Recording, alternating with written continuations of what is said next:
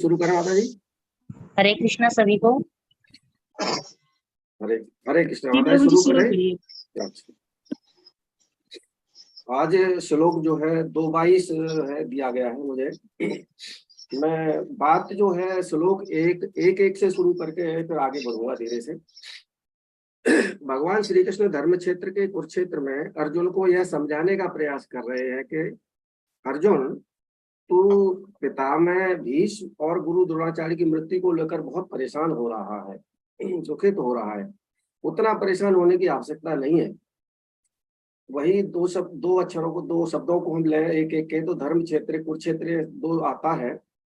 तो कुरुक्षेत्र और धर्म क्षेत्र कहने का तात्पर्य है कि जहां पर ये युद्ध हो रहा है वो युद्ध का क्षेत्र धर्म क्षेत्र में आता है।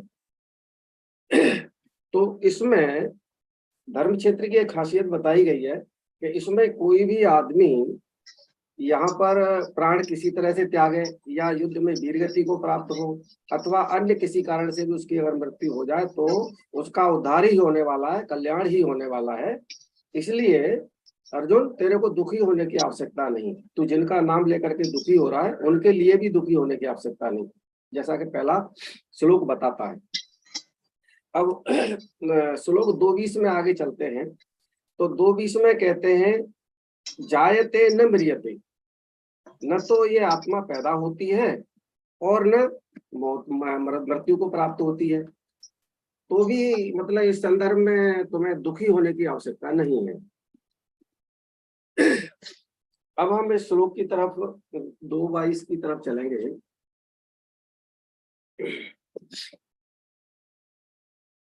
2:22 में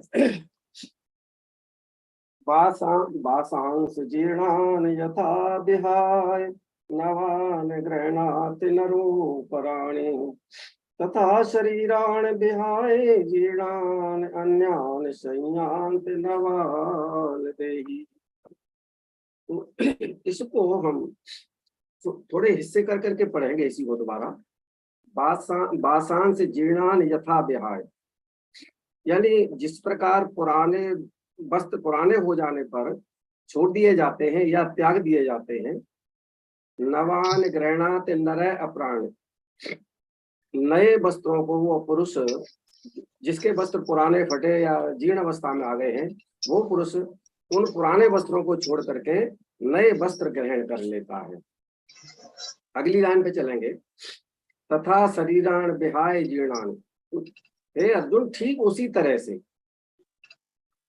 अनुपयुक्त शरीरों को छोड़ करके, यानी पुराने हो गए या जीर्ण हो गए, उनको छोड़ करके अन्यान संयात नवान देही, उसी तरह यह देह यानी आत्मा, देही अथवा आत्मा नए शरीर में चला जाता है, नए शरीर को प्राप्त कर लेता है।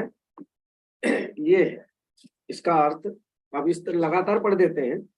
जिस प्रकार मनुष्य अपने वस्त्रों को त्याग करके नए वस्त्र धारण कर लेता है, उसी प्रकार आत्मा अपने पुराने और जीर्ण शीर्ण शरीरों को त्याग करके नए शरीर को धारण कर लेता है या नए शरीर में चला जाता है।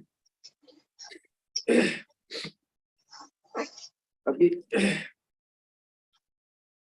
अर्जुन जिस प्रकार उसको समझाने का प्रयास करते हैं, अर्जुन तो इनके लिए जो वृद्ध पुरुष हैं, भीष्म पितामह द्रोणाचार्य, उनके लिए इतना परेशान हो रहा है, उतना परेशान होने की आवश्यकता नहीं है। ये अर्जुन, जिस प्रकार कपड़ा पुराना हो जाने पर मनुष्य नया कपड़ा या वस्त्र धारण कर लेता है, ठीक उसी प्रकार से देही अथवा आत्मा भी पुराने शरीर को छोड़ करके नए शरीर में चली जाती है। कब जाती है? यह शरीर, यह आत्मा जो है, या तो शरीर की उम्र पूरी हो जाए अथवा उसकी किसी भी कारण से मृत्यु हो जाए। यह उम्र का पूरा होना बालपन में भी हो सकता है, युवावस्था में भी हो सकता है, और किसी भी वर्ष 2, 5, 15, 25, 75 किसी में भी हो सकता है, यानी उसका समय पूरा हो जाए। तब उस पूरे समय हो जाने पर यह देही यानी कि आत्मा उस शरीर को छोड़ करके नए शरीर में चली जाती है। तो भगवान ये उसको बताना चाहते हैं अर्जुन को कि जो भीष्म और द्रोणाचार्य हैं वो भी पुराने हो चुके हैं, उनके शरीर भी पुराने हो चुके हैं, जीर्ण शीर्ण अवस्था में है। तो चाहे तू युद्ध करे या न करे, उनका शरीर तो छूटना निश्चित है। अगर शरीर छूट रहा है तो आत्मा भी दूसरे शरीर में जाना निश्चित है। इसलिए भी तेरे को दुख करने की आवश्यकता नहीं है। जो काम स्वतः ही होना है, चाहे तुम उसमें शामिल हो या न हो, तो उसके लिए दुख करने की इतनी कोई आवश्यकता नहीं है। तो ये दो तीन कारण हुए। एक तो धर्मक्षेत्र कुरुक्षेत्र वाला के यहाँ पर कोई भी आदमी शरीर त्यागता है तो उसको पुण्य क्षेत्र उद्धार या कल्याण मिल जाता है, वो कल्याण होता है।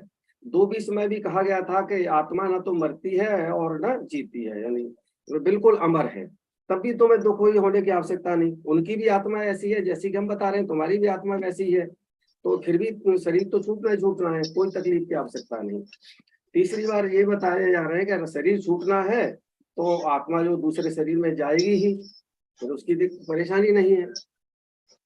उसके बाद एक बात और कही गई है, मैं रामायण का एक छोटा सा प्रसंग इसमें जोड़ देता हूँ। भगवान कहते हैं, सम्मुख होय जीव मोय जबहि, नासै कोट जन्म अग तबहि। यानी कि भगवान के सामने भी कोई आदमी किसी कारणवश आ जाता है तो उसका उद्धार होना निश्चित है।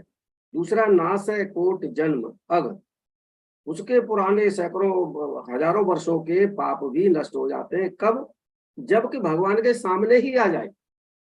दया की आवश्यकता नहीं है, अपने आप भगवान ये ऐसा कहते हैं। तो लेकिन यहाँ तो युद्ध स्थल है और भगवान और अर्जुन बाबा भीष्म और उनके सामने ही खड़े हुए हैं, तो अलग से उनके पास जाने की आवश्यकता भी नहीं है। तो जैसा राम जी ने कहा है उसी हिसाब से अगर ये मान लें कि भीष्म और वो अर्जुन और द्रोण ये इनके पास हैं, बाबा द्रोण भी हैं, भीष्म भी हैं, उनके सामने ही खड़े हुए, तो अलग से प्रयास करने की जरूरत नहीं है। और सामना हो ही गया भगवान का, तब भी उनका उद्धार तो होना निश्चित है ही है। तो इस तरह से इसमें श्लोक में बताया गया है कि अर्जुन, तुम्हें किसी भी प्रकार से दुख करने की, परेशान होने की आवश्यकता नहीं है। ये शरीर छूटना ही है और ये आत्मा दूसरे शरीर में जानी ही निश्चित है। हरे कृष्ण।